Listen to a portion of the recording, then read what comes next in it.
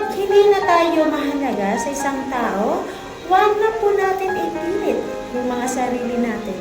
Na, yung mga lalaki kasi ngayon, hindi yan sila magsasabi sa iyo na o makikipaghiwalay sila sa iyo. Alam mo ba, kapag ang lalaki wala na ang gusto sa iyo, paparamdam lang niya yan sa iyo yung nagko-cold na siya, di ba? Hindi niya yan sasabi. Pero ipaparamdam niya na wala ka ng halaga. Kapag nang ganyan na yung lalaki sa iyo, mas mainam pa na lumayo ka na.